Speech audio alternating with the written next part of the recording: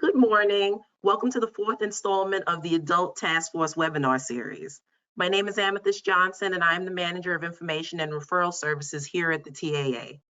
For those of you that are tuning in for the first time, here at the TAA, we are committed to bettering the lives of individuals with Tourette syndrome. We work to raise awareness, advance research, and to provide ongoing support through the Centers of Excellence, chapters, and our support groups nationwide. The COVID-19 pandemic has drastically changed daily life for people across the globe, which is requiring us to make major adjustments to our ways of coping with stress. Today's presentation will focus on ways to cope with challenges of living in the age of COVID, including identifying triggers for anxiety, challenging unhelpful ways of thinking, developing resiliency skills, and learning how to improve quality of life. Here with us to expand upon this topic are Dr. Anthony Rostain and Emberly Sevilla. Dr. Rostain is Chair of Psychiatry and Behavioral Health at Cooper University Healthcare in Camden, New Jersey. And Emberly is one of our rising leaders, and she is currently pursuing a Bachelor of Science in Public Health and double minoring in addictions treatment and addictions prevention. She is also passionate about athletics and is a Division I soccer champion in the University of Nevada. So we will get started. Dr. Anthony Rostain. Hi there. Thanks for having me. I'm here to talk to you all about coping with COVID anxiety. And just to say before we get started that this is obviously for all of us something that none of us saw coming, and the only people who kind of had an inkling about it back in January, even they, I think, had no idea what kind of disruption there'd be to our lives in the United States and across the world. None of us really could plan it. None of us are prepared. So, this has really been a challenge for all of us. On some level, it's a challenge to our very survival for those people we know who've gotten sick. I work in a hospital right now that is on the front lines with dealing with COVID, and as the chair of psychiatry and behavioral health, I'm working with frontline people to try to help them deal with their stress. We've created a resiliency resource team, and we've been going around talking about this very topic. So what I'm going to share with you now is based on many conversations and small group sessions that we've been having over the last 3 weeks since the virus really became real as opposed to theoretical. And I also want to say before I get started that it's great to have Emberly on this call we're going to talk in a little bit, get her perspective on what it's like from being a college student right now who's having to make all kinds of adjustments. So what the COVID crisis is really doing for us is forcing us to adjust and adapt in ways that we never imagined we'd have to. So the first slide I want to show you is about stress and how stress affects us. You can go to the next slide. Stress, there's sort of a bell curve, I like to say. Stress is part of life, okay? And when we're in the optimal zone of being sort of challenged by things around us, our abilities are all there. We can do what we need to do, okay? There is no such thing as a stress-free life. Stress is the way we respond to challenges that come from either outside of us or within us. And our brains are designed to detect any kind of changes in the environment. And as soon as we do, we begin a whole process of adapting. So the adaptation response to stress is what's helped us survive throughout all of evolution. And the problem, of course, is if our environment is demanding more of us than we can effectively deal with, then you can see that we become overloaded, we become overwhelmed, and we become burned out. So what we're beginning to talk about now, and next slide will demonstrate, is that the stress itself can lead people to become more and more anxious, okay? And right now, everybody is afraid of COVID. And there's no way that we can't be. We've never seen it before. It can kill people. It can make people very sick. And so we're all afraid. We're all stressed out. Now, stress has, two components. We think of it as a mental component and a physiological component. And temporarily, a little bit of anxiety, that what we feel when we say we're stressed, is really our way of preparing for action in the face of threat. And as I said before, it is a benefit for our survival, okay? We have a fight and flight mechanism built into our wiring. And of course, that fight and flight mechanism gets us going when we need to go, where we need to go, with incredible speed and efficiency. But what happens is, if that fight or flight mechanism or that anxiety state is sustained, it ends up that at times it's not very helpful to us. It is not in enabling us to manage the threat effectively. So in the next slide, what I want to emphasize is that there's a kind of facing the unknown is always challenging. And so what we may begin to get are what we might call anticipatory anxiety, thoughts that get in the way. Like, what am I going to do if this, or what am I going to do with that? The bottom line, of course, is that we can't choose our emotions. We feel anxious, we feel anxious.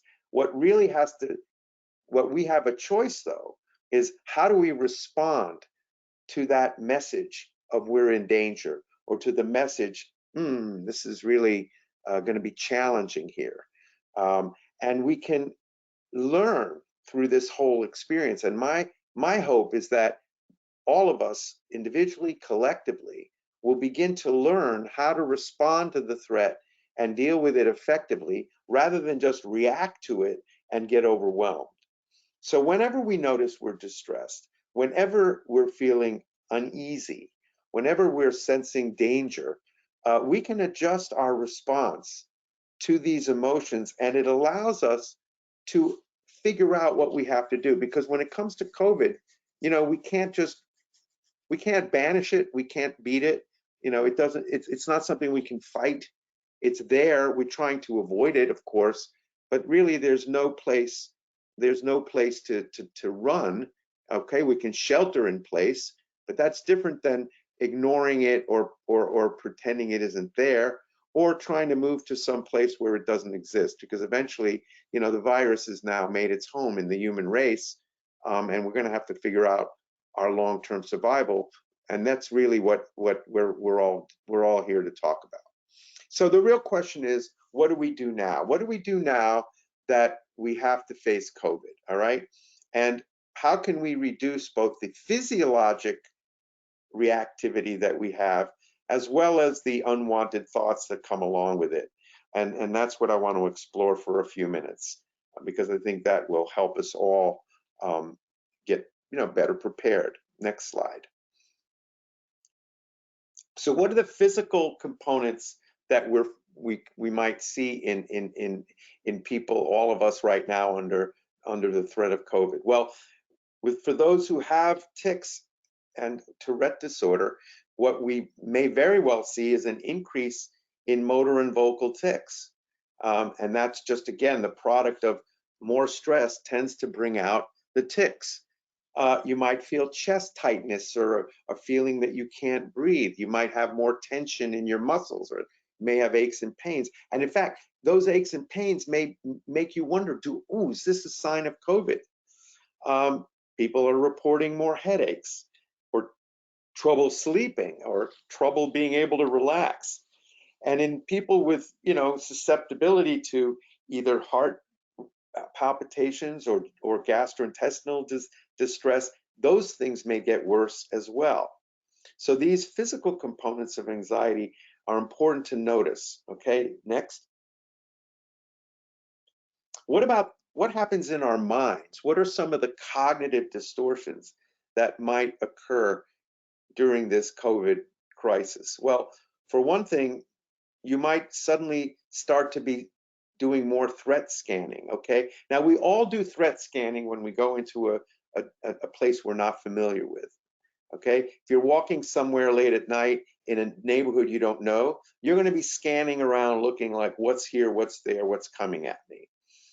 Similarly, if you're going into on a hike somewhere and you've never been, or if you're driving on a road and you don't know where you're going, threat scanning is a way of searching for difficulties in the environment. But what might be happening to some people, especially people who tend to be a little bit obsessive, is that you start to check your body looking for the signs of coronavirus. So you might obsessively be checking the news and not being able to get your mind off the news. So that's one that we'd say a little bit of threat scanning is fine. But if you spend lots and lots of time doing that, that is not good. Okay, that becomes a drain of energy. Another thing that might happen is what we call catastrophizing.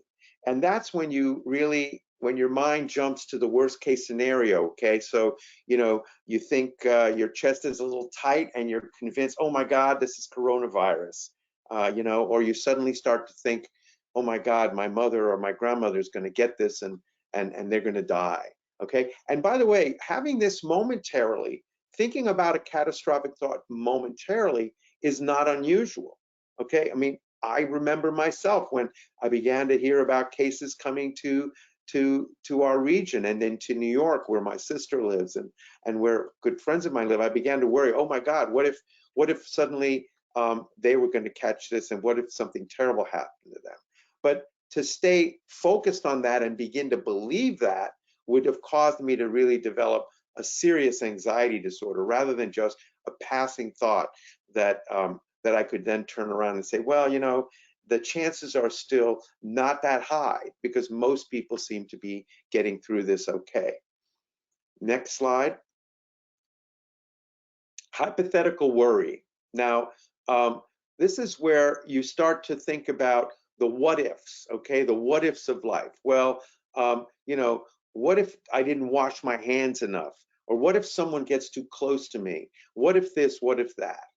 And one important point to make about hypothetical worry is that there's only so much you can do to answer that worry, and what you finally have to say is just to recognize, okay, what if? I'll deal with it then, okay, rather than continually asking yourself, what if, what if, what if? Because that again begins to reinforce this sense of something is wrong. And what I think I noticed in a lot of my patients is that people who have trouble with uncertainty, with not knowing what's coming next, they tend to try to focus on, well, I'm going to have to do everything possible, everything that I can do. And even then, they don't feel that that's enough because there's always something more you can do. Whereas I would say that it's important to make a list of the things you can control and do those things, and not get overly concerned about the things that you can't control or the hypotheticals that might happen. Well, what happens if the virus, makes it impossible for me to ever go back to school or to find a job again? Okay, again, these hypothetical worries are okay to have in small doses, but when they take over, that's when I think we can say that that's excessive worrying. And finally, the next slide, as far as the kinds of distortions people make, one is called emotional reasoning. And that's when your mind tells you that your emotions are in fact real. So if you feel scared, for example, you think I must be in danger. This has been known for over a century, that humans tend to take their emotions and believe them. And so instead of taking your emotions and believing them, maybe asking the question, well, is that true? If I'm scared, is it really that I'm in danger? Or is it just that I'm interpreting through my emotions reality? And finally, fortune telling. That's when you begin to believe predictions turning into facts. So I'm going to be stuck inside for months and months, and I'm going to go crazy. I mean, all of these things, a passing thought, fine. But if they get stuck in your head and you can't get them out of your head, then I think we need to kind of look at the solution to this, okay? And in the next slide, I try to give you sort of an overview of what I'm going to spend the rest of my talk focusing on, okay? Number one is focus on the things you can control. You can control your thoughts and behaviors. Once again, you can't control your feelings, but what you can do is take those feelings and do something with them, and shift your thoughts onto the things that you have control over. If you keep the big picture in mind, you got to remind yourself that humanity will get through this. And, remember that the news coverage isn't something you should focus on all the time, 24/7. Do your best to control how often you check the news and try to model your behavior around wisdom and logic and peace, and try to be a role model for other people around you. And most of all, if you're isolated, make sure that you're talking with people who care about you. Okay, so the next slide, I'm going to go over a very, very cool acronym developed by Russell Harris. Dr. Harris is an exponent of something called acceptance and commitment therapy, ACT, and this is the acronym that I'd like to go over for a few minutes, because I think if we face COVID, we will feel better. First of all, focus on what's in your control. Focus on the things you can do something about. You can take care of your body, you can wash your hands, you can take a walk, you can do a variety of things. Focus on the things you can control rather than those that you have no control over. Secondly, acknowledge your thoughts and feelings. What's bothering you right now? Are you worrying about somebody? Are you worrying about your own personal health? That feeling, if you can acknowledge your thoughts and feelings and not try your best to fight that, but just to say, okay, that's how I'm feeling now. Now, what can I do with that feeling? Well, one thing I can do is I can come into my body and feel where the feeling is expressing itself in my body. So is my stomach, tense, or are my legs stiff, or is my back stiff, or my neck? And you can begin to flex your muscles a little bit and rotate your shoulders, or turn your neck around and loosen your body a little bit. And in the process also, get engaged in your breathing and get engaged in focusing on your breath and slowing your breathing down, so that you're not in this heightened state of arousal, but rather you're tempering your physical state and reducing that level of stress, so that you can engage in what you're doing. Whatever it is you're doing, physical doing is really good. Movement is really good. Engage in whatever it is you're trying to set up, set before yourself.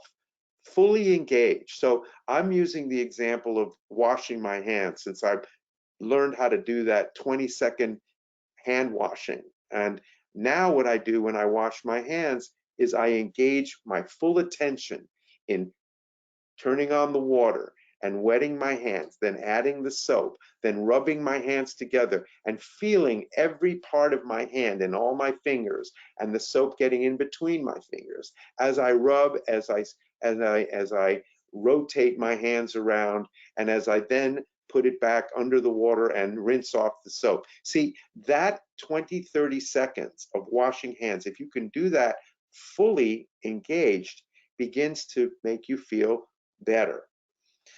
C is committed action. And this is really simple. It's just asking yourself, what am I really committed to doing right now to be the best person I can be, and to do the best that I can do under circumstances that are beyond my control? Because again, COVID isn't something any of us imagined was coming. So dedicating yourself to committed action, to doing the things that are important to be done, and then opening up and recognizing that you're doing your best. Okay, you don't have to be perfect. You don't have to have all the answers. You may not know what's coming down the road, but you're open up to experience. You're opening up to learning that this is all a learning process that we're engaging in, and that literally every day is a chance to learn something new. So that instead of feeling like, oh, I'm not doing this or I'm not doing that, what you can turn it around when you open up and say, but what am I doing? What am I learning? How will I solve this problem today? V stands for your values, and I think this is really important, is to get down to what's most important to you. What do you really care the most about? Who are the most important people in your life? What are the most important values you treasure? And remembering that getting through this and staying committed to your values is a hugely important part of the mastery, if you will, of living in the life in the world of COVID. Identifying resources, well, that's part of what you're doing by listening to this webinar, by going online and reaching out to people. Resources include people and ideas and resources like online, videos, could also be reading. And then the other set of resources is really the resource that you have within yourself, your energy level, your creativity, your problem solving ability. And then the D is disinfect and distance. And that gets us back to the whole point, which is this is a virus. It can be dangerous, but if you wash your hands and distance from people, it's less likely to get to you. And you will be doing what most of us are at this point convinced needs to be done to slow down the spread of the virus, to flatten the curve, as everybody's been saying. Okay, now next slide. I've mentioned a few times through this talk so far something about mindfulness. And I would say that mindfulness is one of the most universally recognized effective ways to help us deal with unpleasant emotions or thoughts. And what we do when we're mindful is we notice our thoughts, we allow them, we accept them, we let them in, we let them pass through us. We don't have to react to them. We just observe them. And what we try to do is to be present in the moment and to be focused on this moment with our full attention and to say, this thought is here now. Okay, and what about the next thought? And what about this feeling? And not to react to them, but to respond, to just observe.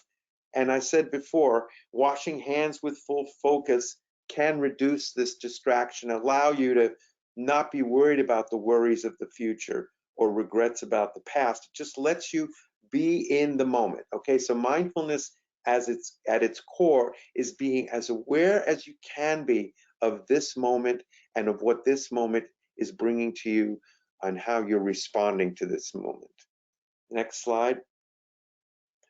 So I think that now is as good a time as any to learn breathing exercises and to use your breath as an anchor point for your consciousness, because by breathing slowly, by focusing on each breath, and by really experiencing the fullness of what a breath in and a breath out does to you in terms of your energy level, really does help direct attention away from threatening or anxious thoughts.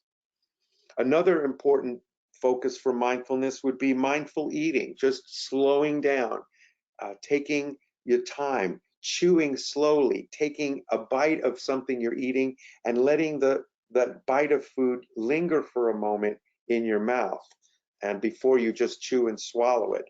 And then there are other ways to engage our senses, a smell or touch or sight or sound or taste. I mean, you can just sit where you are and just experience each of the senses individually and engage them as fully as possible.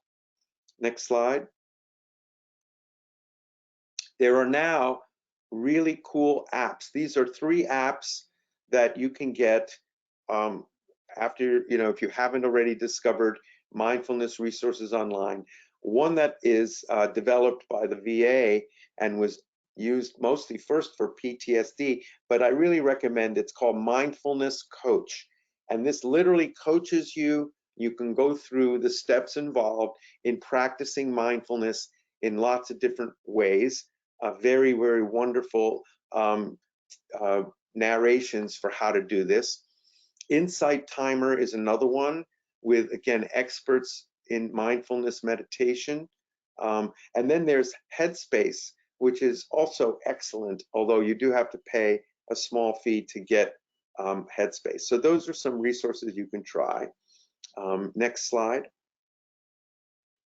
Now, finally, in terms of what you know, I'm going to have to say, and then we'll invite Emberly to talk, is that one of the other challenges of the COVID crisis is that we're not on the usual schedule that we might have been. So trying to think about how are you spending your time, you know, scheduling breaks, writing a goals list, trying to come up with the most important tasks, and you know, an MIT list, we call it, the most important tasks, and then crossing off the items at the end of the day. There are some apps online that you can link to, like Google Keep. There are productivity techniques. All of these, by the way, you can link to if you go to the Wellness Society website that's listed at the bottom of the slide. Next slide. The Wellness Society is a wonderful resource with lots of really cool guides. And this is the COVID anxiety guide that they just came up with. Another planning tip, you know, write your do list the night before, tidy up your workspace, make sure you have a sleep schedule, get an end of the workday ritual, and some family traditions. But the last one there I really want to emphasize is that you need to be kind to yourself. You know, you need to be mindful of your own inner critic and do your best to put that critic aside and remind yourself that, you know, you can do the best you can, and that's good enough. You don't have to get everything done perfectly all the time. Okay, so those are some ideas for how to cope with COVID anxiety and the challenges of living with COVID. Let me turn now to introduce our guest, Emberly Sevilla. And I wanted Emily to, why don't you go ahead and take over and say a few words to our audience. Great, thank you, Dr. Rostain.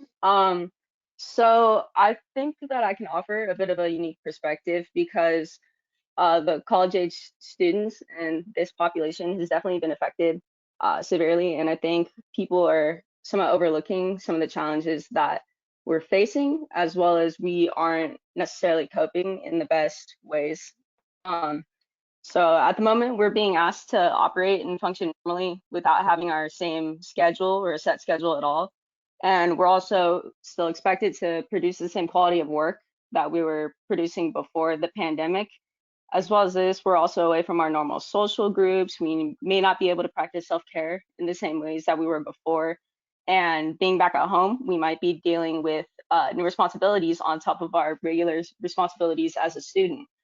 On top of all this, places on top of all the unknown of the future and us having to adjust to our current situation, it's only natural for some of us to feel a level of anxiety, just as you said, and our minds are always racing. We're always thinking about what's next instead of what's presently going on. And with all this, we're kind of just on hyperdrive with our process, and this is only fueling our anxieties.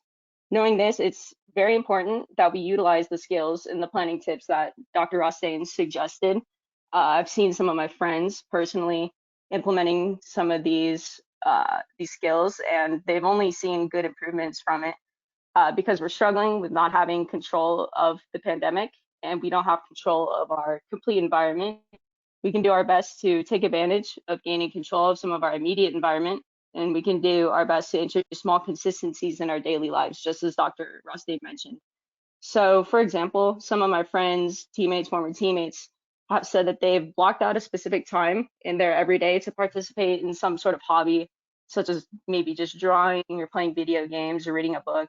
I've also had people try and schedule their lives somewhat similarly to how their class schedules were before the pandemic hit. So say if they had a 10 a.m. in-person class, they'll try and log into class at that exact same time just so they can establish a sense of consistency and normalcy.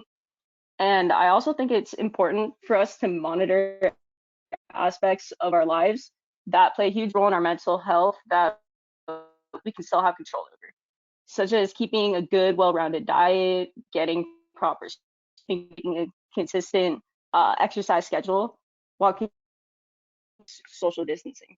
So for me personally, I felt the least amount of stress about this whole thing once I exercise each day. So whether it be cardiovascular exercise or some sort of strengthening exercise, I've done anything from jumping rope to practicing yoga to going for a jog, and it definitely has a huge impact on my quality of life. And establishing good habits overall will make leaps and bounds in our daily functioning. It'll help establish consistency and help manage some of these anxieties. And I think the main takeaway that both myself and Dr. Rostain heavily stressed was controlling the controllables for sure. This is something that we should implement now, but also continue once things go back to our 9 to 5 daily lives. If we can understand that we have control of the small things, while also understanding that things are transient and we need to be able to adapt and change, I think that we can gain a certain peace of mind. That's about all that I have right now.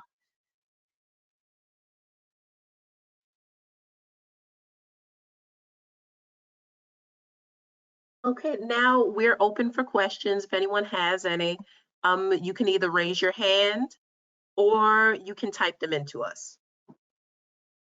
I So we'll just give want to everyone. add something to what Mhm.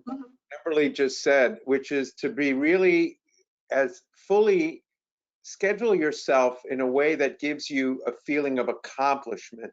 We all want to feel like we got something done each day. And, it's hard when you have less structure because a lot of our lives is, focused around a structure that we're used to. So I find that the people who've had the easiest time since this crisis took over are people who were able to develop the kind of routines that Emberly was describing. Getting physically active, having a time to do some chores, studying or working, and then making sure you have social time and downtime. And that way, you begin to figure out, okay, I've gotten pretty much the things I needed to get done. Now I can relax and enjoy life.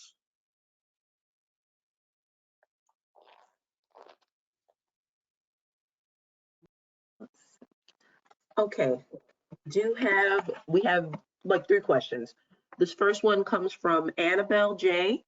She asked, when you start to have, maybe the tightness in your chest, and maybe you realize you're experiencing some anxiety, is there typically a time frame for how long that may last?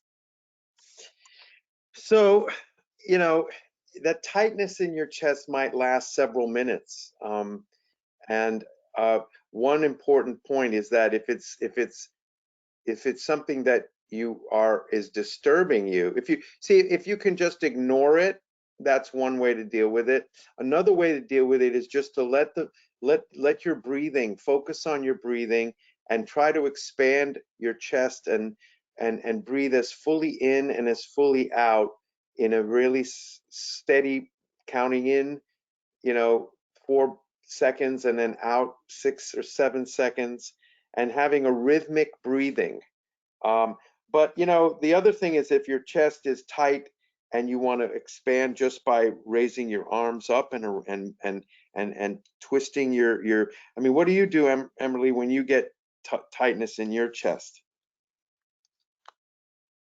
Uh, Personally, I actually practice a breathing exercise that a lot of people probably already know about it, but it's called box breathing, where it's breathe 4 seconds, hold for 4 seconds, breathe 4 seconds out, and then just calm for 4 seconds and just keep repeating it until the physiological response is actually lessened.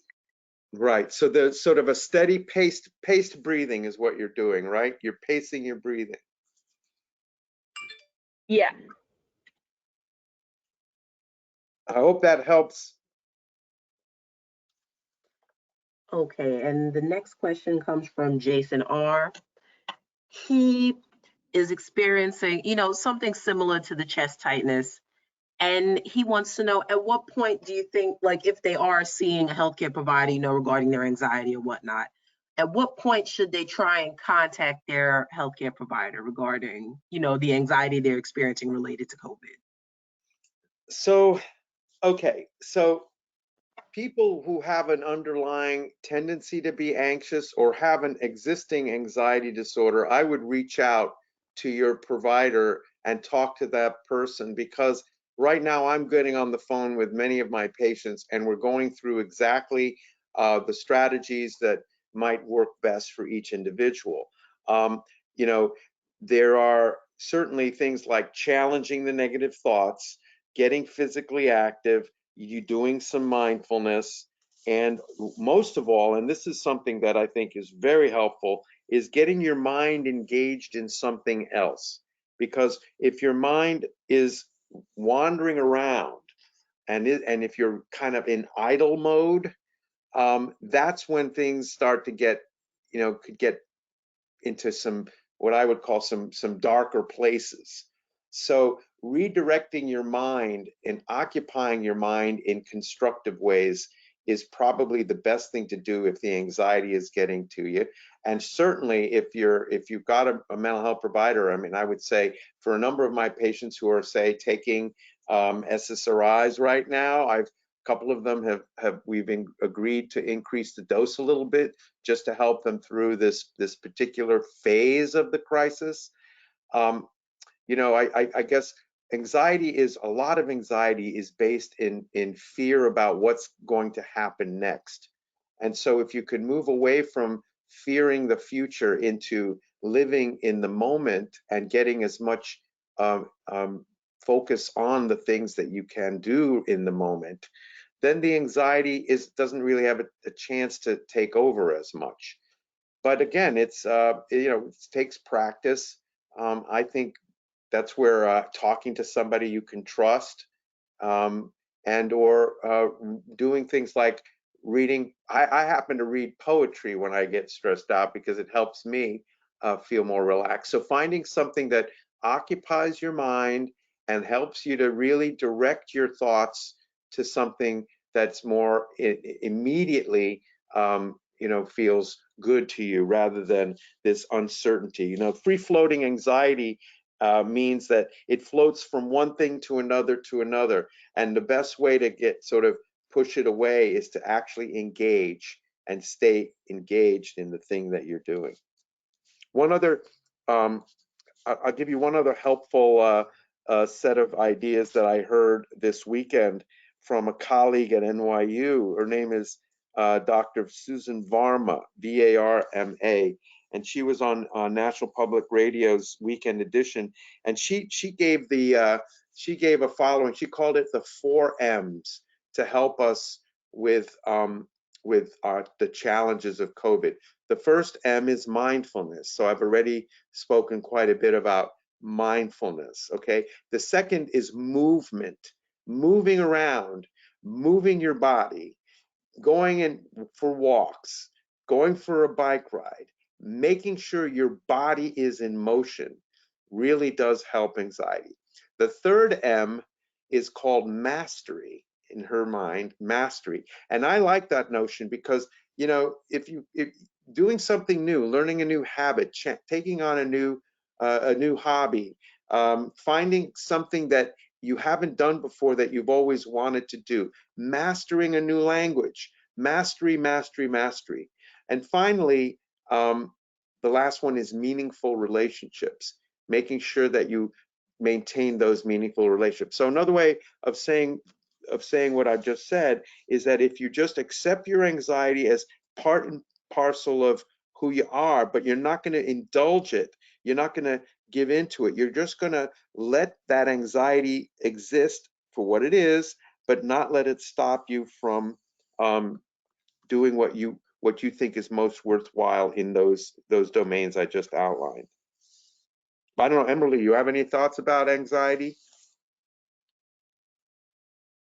I would just say that the biggest thing that I feel like people have been able to find a little bit of comfort in is knowing that their feelings and their anxieties are valid.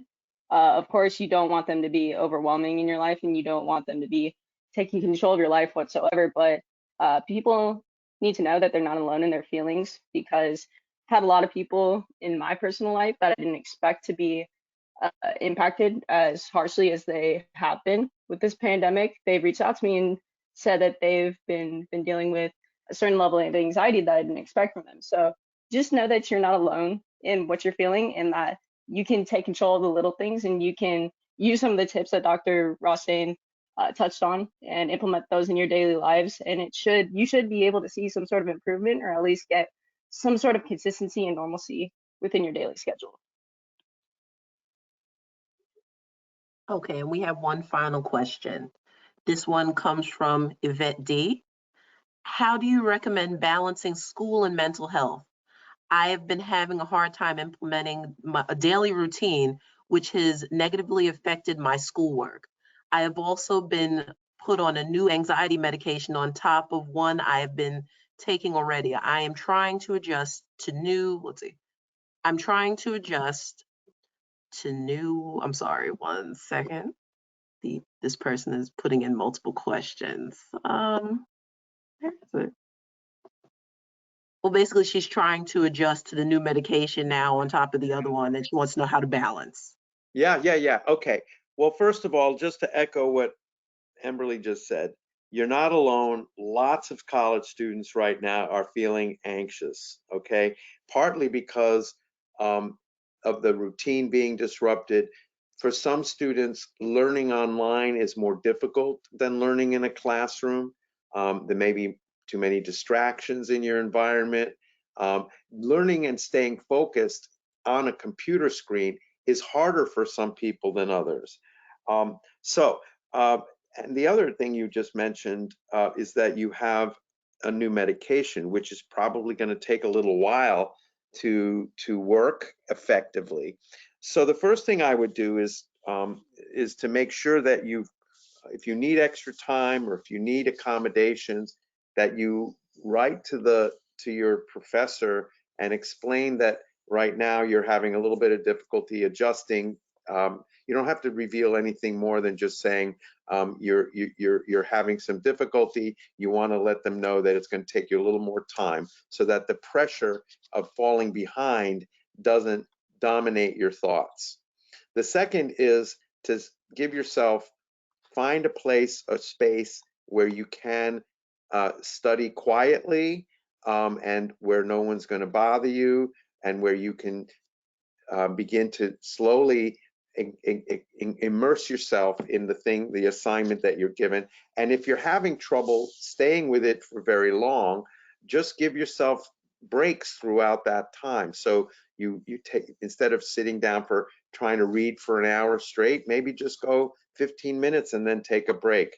Go for as long as you can handle it, so that you're getting the most out of that that reading. And once you find that, oh, I'm getting too distracted at this moment, stretch, take 2 or 3 minutes, move around the room, maybe get a glass of water, and then go back and go for another 10-15 minutes.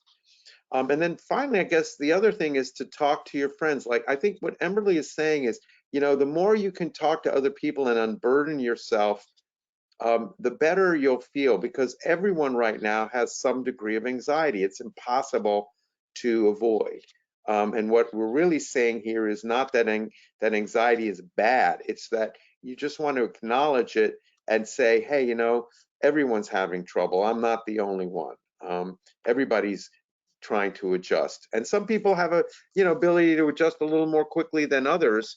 But as long as you give yourself permission to take a little extra time, and maybe get extensions in one or another class, so that you don't feel that constant sense of, oh my God, I'm going to fail.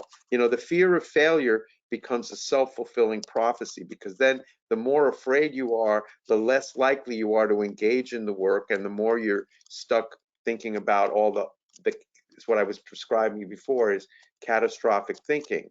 So the antidote to catastrophic thinking is to say, well, wait a second. I've gone through classes before, I've studied before, I've taken tests before, and I just may need to just do this in with a different strategy, a different pacing, and if necessary, a little extra time.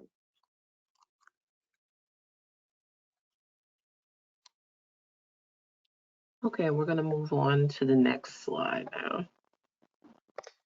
Yeah, so I guess what I want to say is this. Resilience in hard times is something that doesn't come naturally.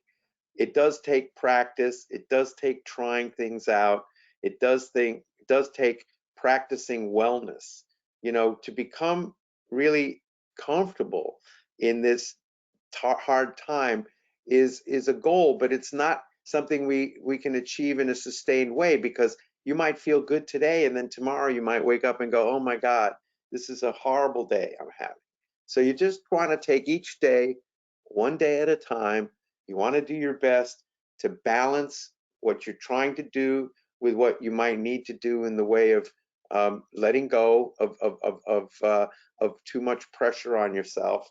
And what you want to also do is try and learn some new skills. So if you go to the wellnesssociety.org, and you'll notice it's at the bottom, it says this workbook is uncopyrighted. So share it and just give a link to the website. And that's what I'm doing here. That's why I wanted to bring this resource to the Tourette's Association, because I really believe that sharing these resources, learning together, you know, my mom used to say that, and she's no longer with us, but my mom used to say that Earth is the learning planet. We're here to learn. You don't come to Earth knowing what we're here for. You have to figure it out. And the coronavirus itself is forcing us to really reevaluate so many parts of our lives. You know, what is the meaning of life itself, and what's going to happen to the human race, and how are we going to survive this, and what do we do if we can't go back to what was? All of these are challenging questions, but they're questions that we're going to learn to answer as we go, because human beings are resilient, and we will figure out a way. The main idea, though, is that don't try to do this by yourself. Make sure you reach out, make sure you talk to people, and make sure that if you're having trouble, you let other people know so they can begin to help you if you need help.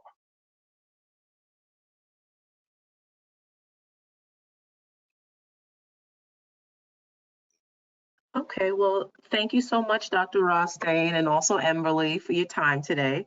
And if anyone else comes up with any questions or concerns following the close of this webinar, please feel free to email me at support@tourette.org, or you can visit our website for more information. That's tourette.org. Everyone have a good afternoon and stay safe. Thank you. Thank you.